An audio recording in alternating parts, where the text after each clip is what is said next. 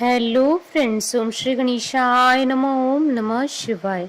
आप सभी का स्वागत है आपके अपने यूट्यूब चैनल पर। फ्रेंड्स, आज हम आपको इस वीडियो में बताने जा रहे हैं श्रावण मास महात्म्य के 21वें अध्याय की कथा के बारे में, जिसकी श्रवण मात्र से ही होंगी आपकी सभी मनोकामनाएं शीघ्र ही पूर्ण। फ्रेंड्स, वीडियो शुरू करने से पहले आपसे रिक्वेस्ट है, अगर आप हमारे चैनल पर नए हैं और आपने अभी तक चैनल को सब्सक्राइब नहीं किया है तो प्लीज़ सब्सक्राइब कीजिएगा चैनल को, साथ ही प्रेस कीजिएगा बेल आइकन को, जिससे नए वीडियो से रिलेटेड नोटिफिकेशन आपको तुरंत प्राप्त हो सके। और वीडियो पसंद आने पर वीडियो को लाइक और शेयर जरूर कीजिएगा, ताकि सभी भक्तों को इस वीडियो का लाभ प्राप्त हो सके। और कमेंट बॉक्स में ओम नमः शिवाय जरूर लिखिएगा। श्रावण मास महात्म। सभी प्रकार के विघ्नों का नाश करने वाले तथा सारी सृष्टि का पालन करने वाले श्री गणेश जी तथा ज्ञान की दाता देवी श्री सरस्वती जी तथा सब पुराणों के कर्ता श्री व्यास जी तथा श्री गुरुदेव जी के चरण कमलों में नमस्कार करके भगवान की श्रद्धा और भक्ति रस में डूबे हुए श्रावण मास महात्म्य की कथा कहती हूँ। श्रावण पूर्णिमा पर किए जाने वाले कृत्यों का संक्षिप्त वर्णन तथा रक्षाबंधन की कथा।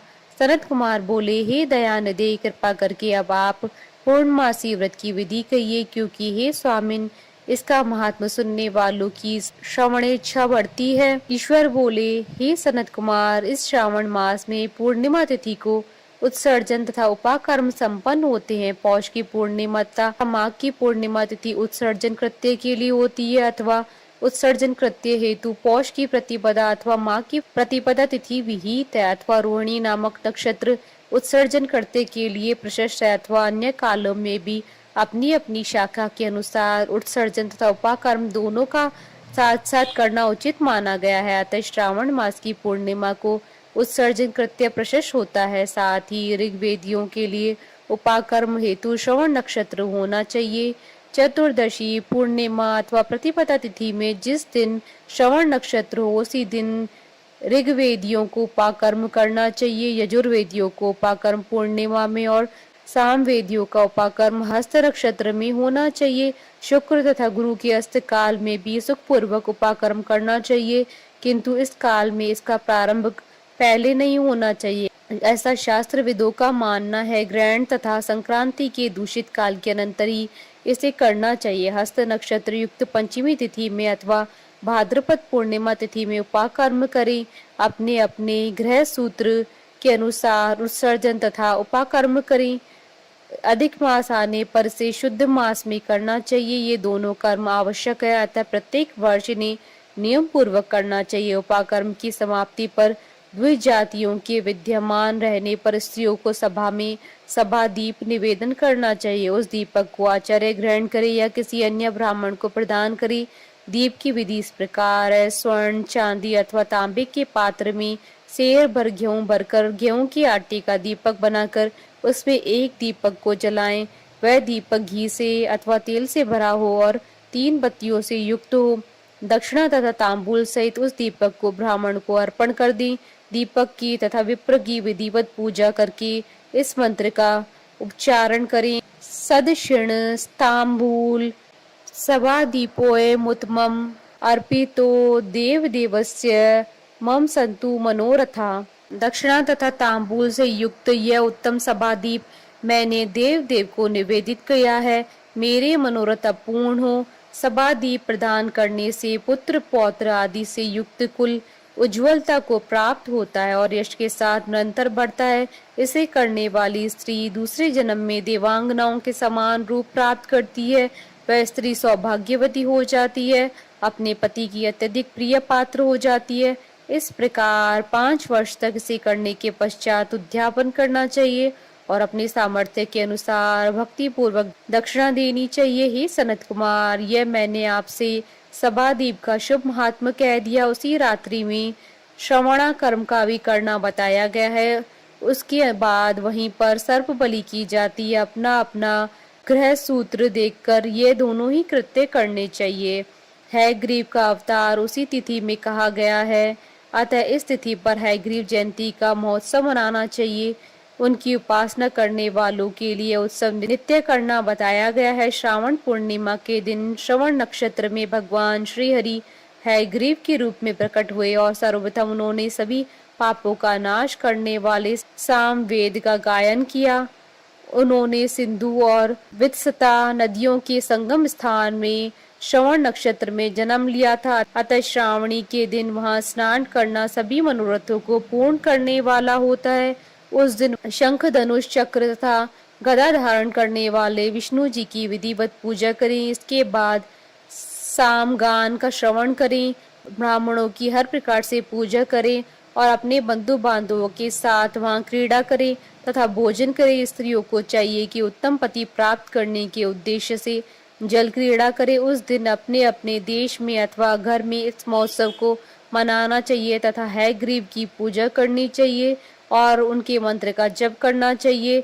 यह मंत्र इस प्रकार है, आदि में प्रणव तथा उसके बाद नमः शब्द लगाकर बाद में भगवते धर्माय जोड़कर उसके भी बाद आत्मविशोधन शब्द की चतुर्थी विभक्ति आत्मविशोधनाय लगानी चाहिए। पुनः अंत में नमः शब्द प्रयुक्त करने से 18 अक्षरों वाला ओम नमो भगवते धर्माय आत्मविशोधनाय नमः मंत्र बनता है। अतः यह मंत्र सभी सिद्धियों को प्रदान करने वाला और 6 प्रयोगों को सिद्ध करने वाला है। इस मंत्र का पुरुष चरण 18 लाख अथवा 18,000 जप का है। कलयुग में इसका पुरुष चरण इससे भी 4 गुना जप से होना चाहिए। इस प्रकार करने पर हयग्रीव प्रसन्न होकर उत्तम वांछित फल प्रदान करते हैं। इसी पूर्णिमा के दिन रक्षाबंधन मनाया जाता है, जो सभी रोगों को दूर करने वाला तथा सभी अशुभों को नाश करने वाला है। हे मुनि श्रेष्ठ, इसी प्रसंग में एक प्राचीन इतिहास सुनिए। इंद्र की विजय प्राप्ति के लिए इंद्राणी ने जो किया था उसे मैं बताने जा रहा हूँ। पूर्व काल में 12 वर्षों तक देवासुर संग्राम होता रहा। तब इंद्र को थका हुआ देखकर देवी इंद्राणी ने उन सुरेंद्र से कहा, हे देव, आज चतुर्दशी का दिन है, प्रातः होने पर सब ठीक हो जाएगा। मैं रक्षाबंधन का अनुष्ठान करूंगी, उससे आप अजय हो जाएंगे। तब ऐसा कहकर इंद्राणी ने पूर्णिमासी के दिन मंगल कार्य संपन्न करके इंद्र के दाहिने हाथ में आनंददायक रक्षा बांध दी। उसके बाद ब्राह्मणों के द्वारा स्वसत्यन किए गए तथा रक्षाबंधन से युक्त इंद्र ने दानव सेना पर आक्रमण किया और क्षण भर में उसे जीत लिया। इस प्रकार विजयी होकर इंद्र तीनों लोकों में पुनः प्रतापवान हो गए। हे मुनीश्वर, मैंने आपसे रक्षाबंधन के इस प्रभाव का वर्णन कर दिया, जो कि विजय प्रदान करने वाला है, सुख देने वाला है और पुत्र और आरोग्य तथा धन प्रदान करने वाला है।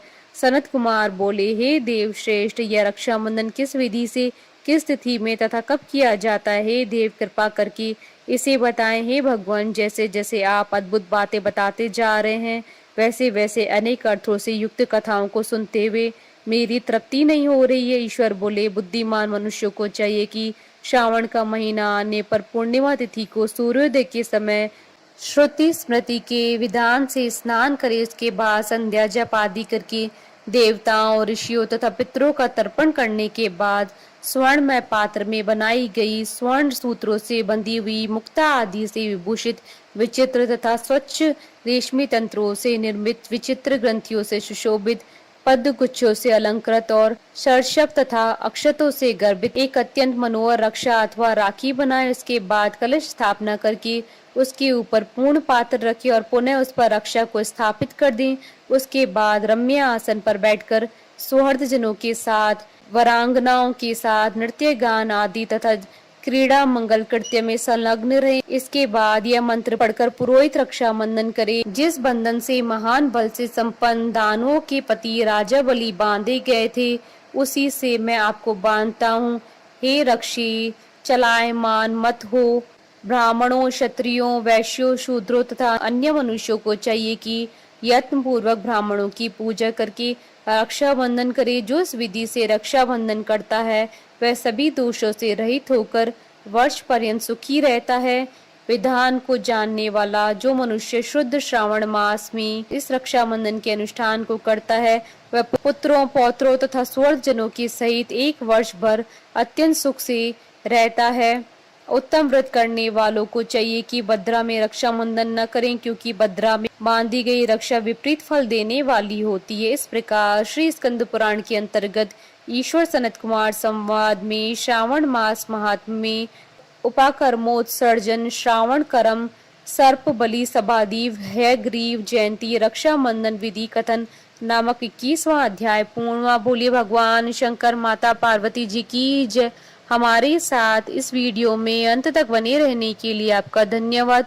ओम श्री गणेशाय नमः। ओम नमः शिवाय।